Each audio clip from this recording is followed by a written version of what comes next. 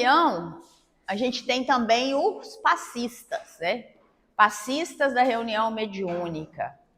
São muito importantes. Como eu disse, pode às vezes misturar. O dirigente, geralmente é o coordenador da reunião, é bom que ele fique apenas com essa função, porque ele tem que observar a reunião.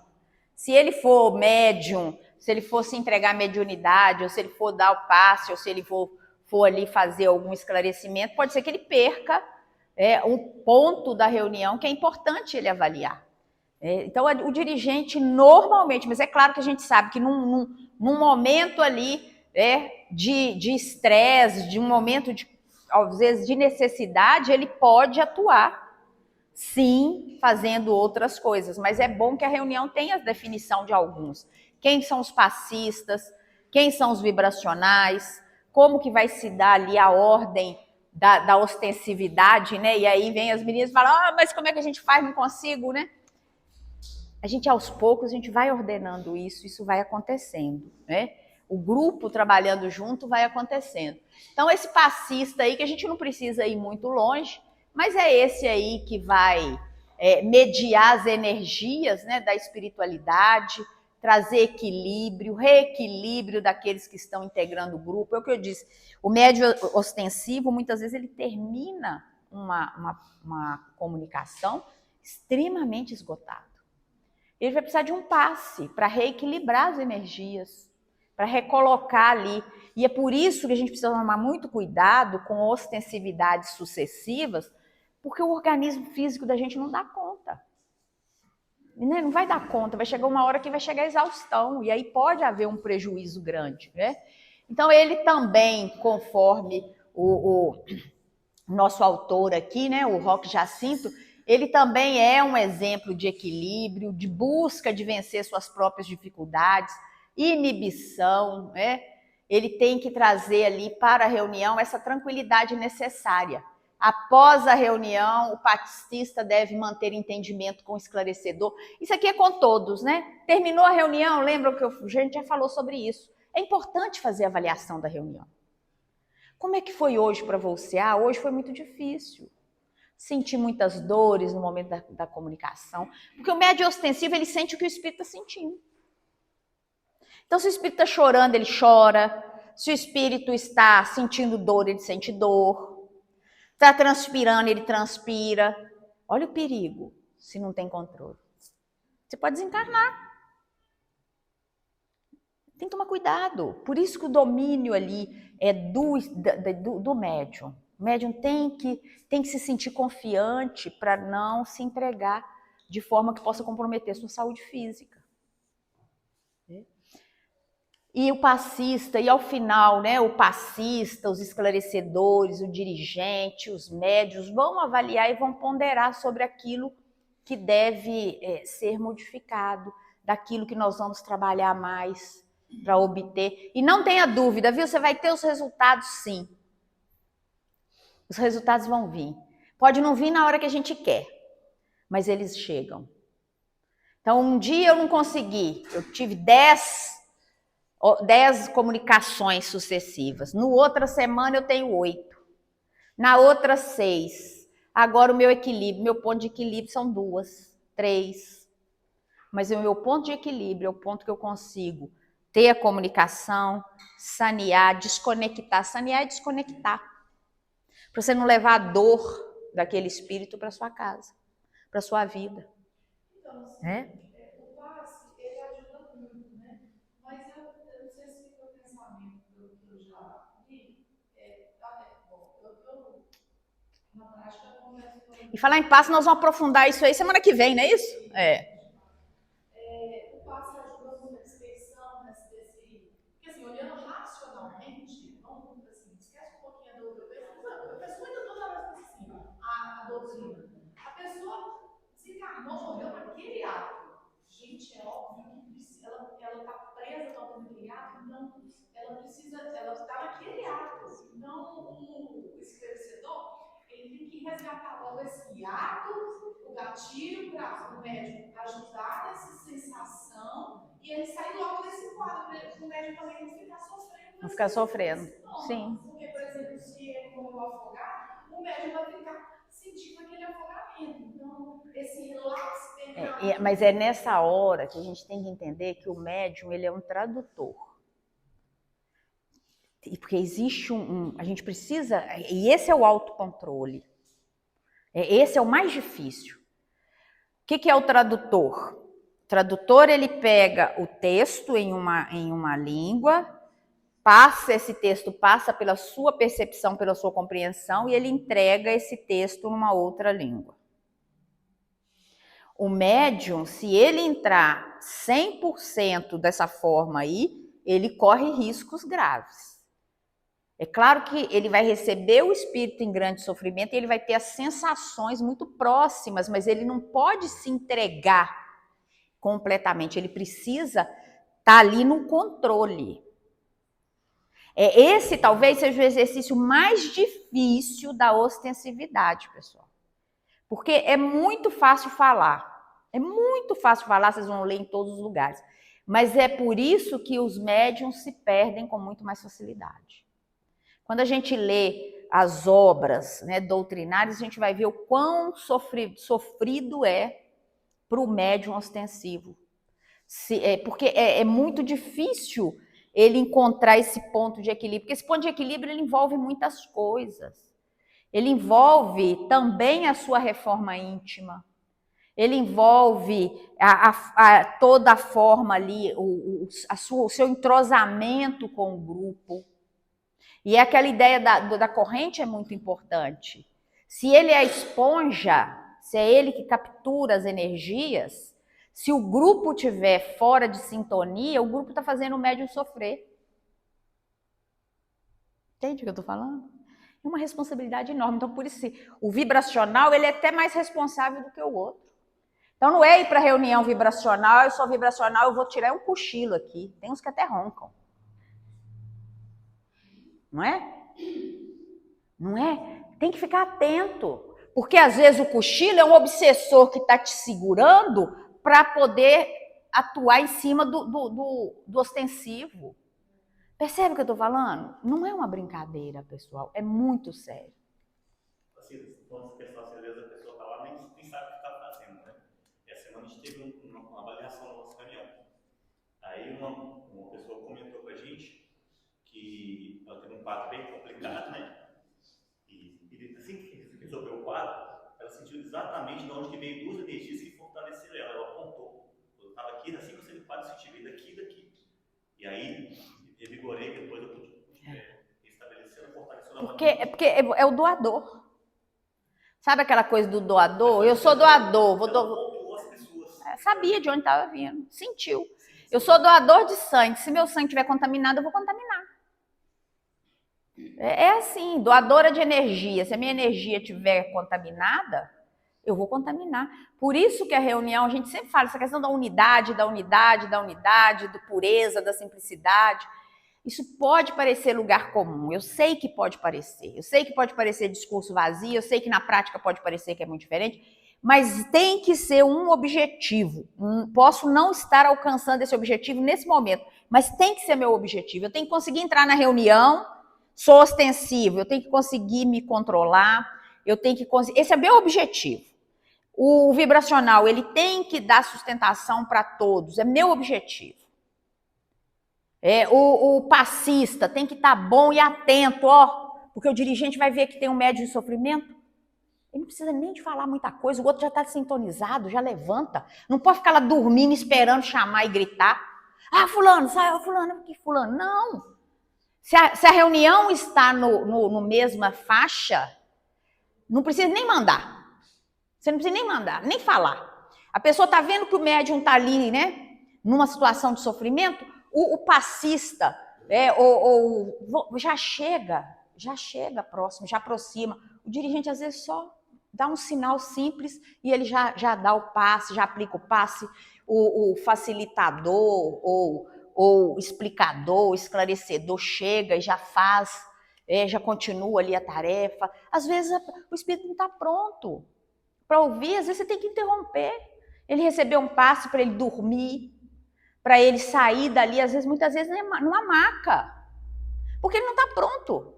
Só teve aquele choque ali, o primeiro choque. Mas ele não está pronto.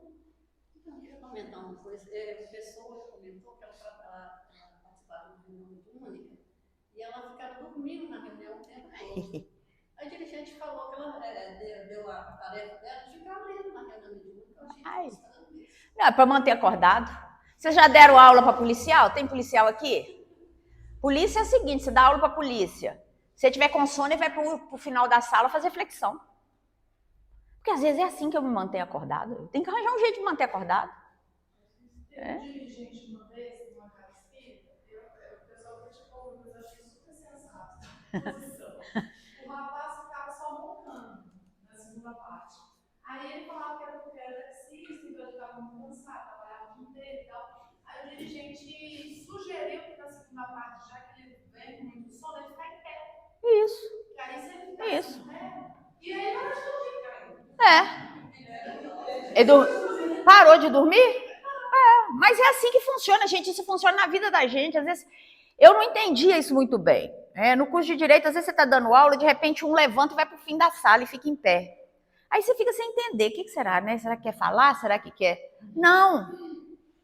É para manter, porque a pessoa que faz escala 29, 36, 12 por 36, né? 24 por 72, né? Assim? Esse povo, gente, eles estão ligados no 380, não é nem 220, não. Se deixar ali um segundo, vai dormir. E é legítimo o sono. É legítimo. Então, o que você precisa? Você precisa ter mecanismos para se manter acordado. Porque senão o corpo pede o descanso. Então, o que a gente faz? A gente vai descobrindo. Agora, é o que a gente já conversou aqui também, lá no inicinho das nossas aulas, vocês devem lembrar. Tem dia que a gente não dormiu à noite. Tem dias que a vida está mais pesada, que o trabalho foi mais puxado. E a gente chega super cansado. Então, pode acontecer. Agora, só não pode ser isso uma rotina. Se for uma rotina, a gente precisa se reprogramar para tentar entender se é possível a gente se reprogramar melhor. Mas vai acontecer? Vai. Vira uma noite acordado para ver. E tenta no outro dia concentrar. Vamos plasmar que nós estamos andando num jardim, os pés na grama e um riacho passando. Aquilo ali é para dormir, né, gente? Eu vou dormir e vou ter roncar. Tem que tomar cuidado, né? Mas, enfim, o esclarecedor é o companheiro estudioso da doutrina e com algum tato psicológico e muita vivência evangélica, se irá incumbir no mecanismo das reuniões de tutelar os médiuns em curso de afloramento e educação da sua faculdade psíquica natural. Será provido de paciência, tolerância e ternura, estará afastado da pressa, da ironia e da intolerância. Da pressa, da ironia e da intolerância. Às vezes o espírito está ali em sofrimento. Aí é outra coisa, controle do médium. Chega uma hora que a conversa não vai mais à frente. Entende? Não vai render. Não adianta você ficar ali 1 hora ou ficar 5 minutos, que o espírito não vai render. O que você faz? Tem que interromper. Tem que interromper. Vou interromper, meu irmão, a gente retorna em outro momento. Por hora, nós vamos fazer uma prece por você. Vamos aqui encerrar. Porque senão, se você vai estendendo aquela relação ali, você está consumindo o coitado do médium. Ocupando, deixando de atender outros, mas principalmente consumindo o médium. O esclarecedor. E o médium tem que estar sintonizado. Por isso que o médium não pode entregar. A gente estudou isso aqui. A mediunidade mecânica é rara. Geralmente é semiconsciente. A gente tem que ter uma semiconsciência do que está fazendo. Existe a mecânica, que é aquela que o médium desliga 100%. E essa é mais rara. Mas, Cida, tá errado assim no caso. Tá errado no caso a gente ver que o esclarecedor tá em uma variante igual já aconteceu. O esclarecedor quer saber o nome, onde que o espírito tá. Poxa, o espírito tá Tá bisbilhotando, né? Tem gente que faz reunião mediúnica e que quer que a reunião mediúnica seja para a família dele. Aqui, dá notícia aí da minha família, só quer saber. Eu já vi reunião mediúnica que a pessoa só queria que os médiuns falassem do assunto que ele quer. Ó, gente, me ajuda aí, né? Aí não. Por isso que eu digo, doutrina espírita é pra gente séria. Tem que ter fidelidade à doutrina. É por isso que a gente tem que ter fidelidade à doutrina. A gente tem uma doutrina que fala tudo que a gente precisa fazer. A gente não precisa inventar a roda. Agora começou a contar caso. Se o espírito quiser falar qual a data dele, ok. Mas se ele não quiser, o que vai mudar? Para mim, agora vamos ser reais. Real. Qual que é a diferença para mim se eu recebo uma mensagem de Chico Xavier, de Jesus Cristo ou do Joãozinho? O que importa é o conteúdo. Porque eu posso chegar e falar assim, quem é que está falando? É Jesus. E ser um enganador, um pseudo-sábio? Ou a gente não sabe disso? Porque se eu estou querendo saber quem é que está ali, é porque eu estou vaidoso. Eu sou médium, eu recebo Bezerra de Menezes. Tem gente que até muda a voz. Às vezes acontece. Mas às vezes também é de afetação. Falei. Às vezes chega um espírito que está ali, né? E vai enrolando a gente, enrolando, né? E aí a gente pede ele para dormir, não sei o quê. Aí ele voltou e falou assim comigo: você lembra que você me mandou dormir? Eu dormi, cheguei. Aí, tá vendo? Voltei. Isso. Então descansa mais um pouquinho, Então, entende? A gente precisa. Nós estamos lidando com pessoas como nós. Os espíritos que um dia estiveram como nós aqui e que só estão no plano espiritual, que não viraram anjos. E que estão ali, do mesmo jeito que a gente tem dissimuladores, falseadores, que a gente tem viciados, que a gente tem aqui encarnados, lá também tem. E esses que estão vindo para ser atendidos são esses resgates. Tem aqueles que vêm para minar a casa espírita, como tem aqueles que vêm para poder ser atendidos de fato. E aí é nesse contexto que estarmos ali alinhados é importantíssimo. Porque senão vai desabar. Isso aí é fato, pessoal. Desaba. É só uma questão de tempo. Porque se eu achar que eu sei o que eu estou recebendo, eu sou dona da minha mediunidade, ninguém pode interferir, eu estou abrindo uma porta para obsessão. A gente já estudou obsessão aqui.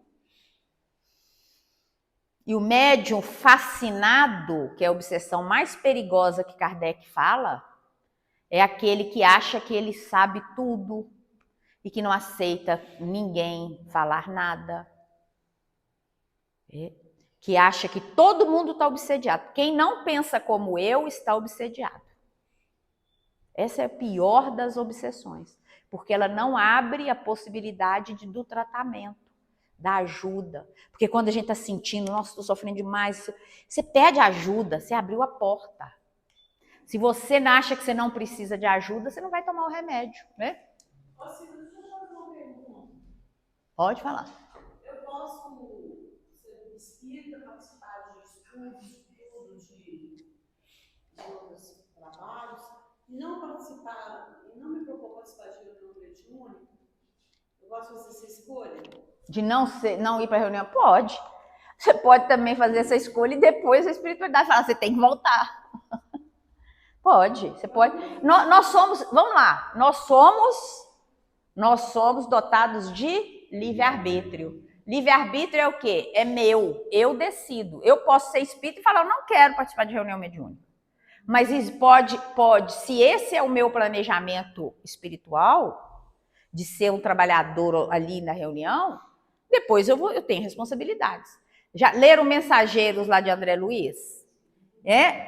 Eu fiz o compromisso, não cumpri, depois eu vou refazer. Ninguém vai ser castigado. Não vamos tirar essa coisa de castigo. Não existe isso. O que existe é o seguinte, as minhas escolhas, elas geram consequências. As consequências que podem ser boas ou não. Então vamos avançar, porque já deu 11 horas. Então aí, ó, o esclarecedor. É importante a orientação de leitura, É sempre repetindo. Tá vendo que eu estou repetitiva hoje? É sempre repetindo as mesmas coisas, olha lá. Exemplos, tá? Exemplos.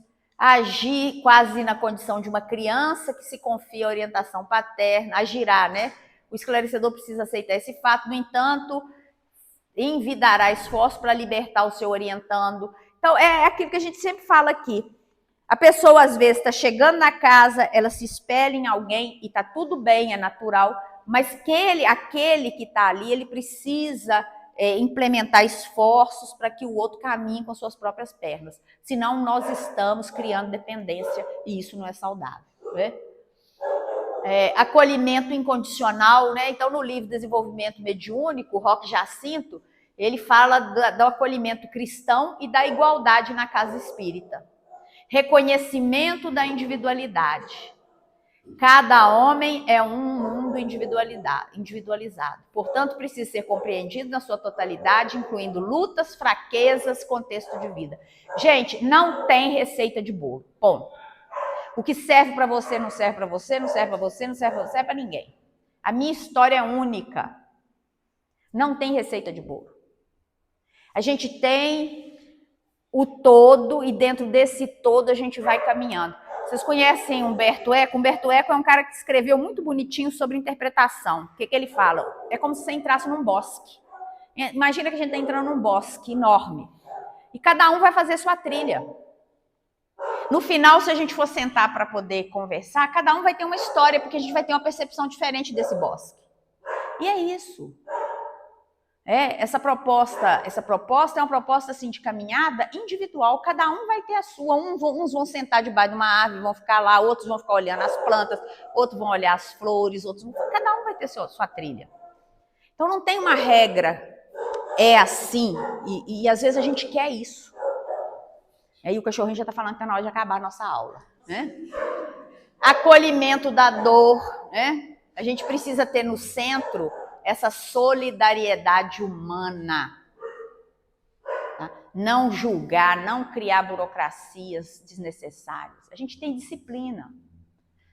A gente tem orientações. É o que eu disse, cada um é um. Cada caso tem que ser pensado. Né? Igualdade perante a Jesus. Que nem a posição social de maior ou de menor destaque sejam sinais para esclarecer quaisquer diferenciação de tratamento ou de atenção. Então não tem ninguém na reunião mediúnica que é melhor do que ninguém, não. Ah, mas ele é o, sei lá, o CEO de não sei o quê. Não importa, o outro é o faxineiro. Se o faxineiro tiver evolução moral maior do que ele vai ter que obedecer o faxineiro. E a gente quer saber o seguinte, o que você é mesmo? O que você é? Ah, eu sou diretora de não sei o quê. Não. Aqui a gente não quer saber o que cada um é. O que importa para nós é o quê? A nossa bagagem espiritual, tá? É ela que vai nos ajudar a dosar. Quanto mais doente, maior a dose de medicamento espiritual. O templo deve ser um exemplo vivo de que as honrarias humanas são transitórias. Abertura e integração. Aí a gente tem os médiuns rebeldes. Quem são eles? São aqueles que resistem à proposta de reforma moral e de disciplina doutrinária. É o rebelde. Ele é médium, ele sabe de tudo, ele já... mas ele não quer. Não quero. Não quero. Posso não querer? Posso. É um direito. Né? Uma hora chega, né? Eles não querem, recebem as recomendações e repudiam. Não tomam interesse na própria reforma. E está tudo bem. Nós estamos aqui para acolher. Mas a gente não vai viver a vida do outro, a gente não vai viver a história do outro. Por mais que a gente queira. Porque se a gente pudesse fazer isso, a gente ia fazer isso com quem? Com as pessoas que a gente está próximo, né? Com os nossos filhos, com os nossos pais, com os nossos amigos. A gente não pode fazer isso. Doença espiritual, né? Enfermos que não desejam se tratar. É isso, o texto vai dizer isso. Os médios rebeldes são enfermos que não querem se tratar. E buscam a satisfação nas paixões, vaidades, em vez do aprendizado evangélico. Dever dos orientadores. A postura dos orientadores deve ser de caridade com firmeza. Educar também é dizer não. Eu sei que muita gente por aí fala, deixa fazer o que quiser. Não.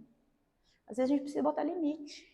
Aqui pode, até aqui tudo bem, agora não. Porque tem uma coisa que são as regras doutrinárias também. Senão viram oba-oba, gente. Então agora nós vamos fazer do nosso jeito, cada um faz de um jeito, você vai ter 200 mil reuniões acontecendo, cada uma de um jeito diferente, cada uma com uma energia diferente, cada uma com um problema diferente, né? Manutenção da ordem. É essencial não subverter a ordem e as diretrizes do evangelho para agradar o rebelde. Se após o acolhimento e advertência ele escolher afastar-se da casa, não deve se turbar, pois não pode abrir mão da seriedade do trabalho para manter quem só ama o que lhes agrada. A prioridade é a rota do evangelho e o bem-estar do conjunto. Todo médio tem problemas, cuja solução é o evangelho. É o que cura a gente. Então, às vezes, a firmeza, o aconselhamento, a gente precisa entender isso, para a gente viver melhor. E aí tem as pessoas que são os acompanhantes e os visitantes, né?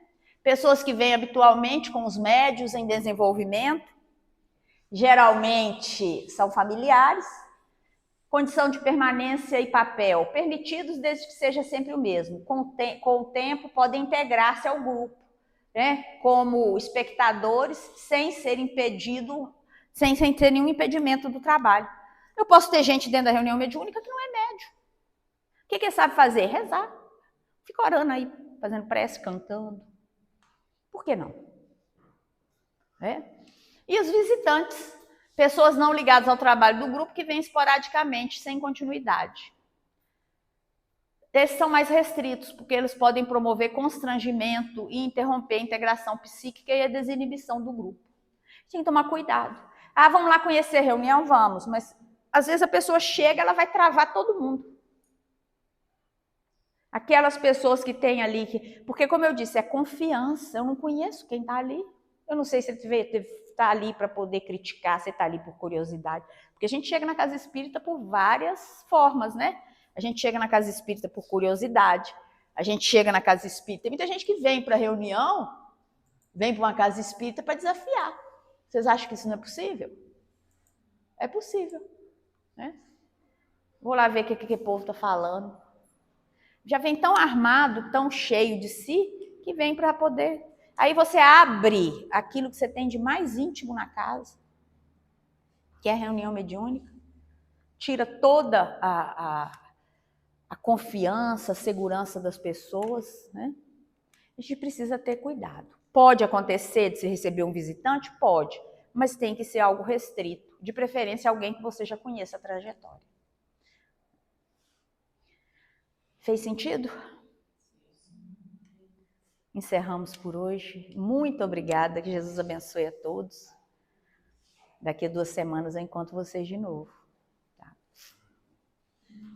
Precisamente 8 de novembro. E depois 22 de novembro. E aí nós estamos acabando. Estamos chegando no final.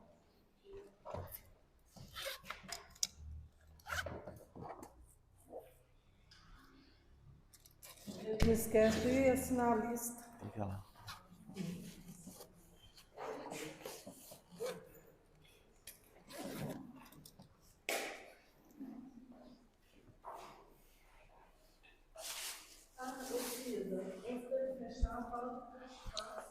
Semana que vem, curso de passe.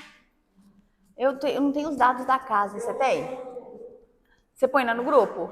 Semana que vem a gente vai ter um curso de passe. A gente já fez aqui, né? Muitas sobre passe. Mas se quiserem rememorar, serão muito bem-vindos. Viu? Aí você passa as informações para o espaço.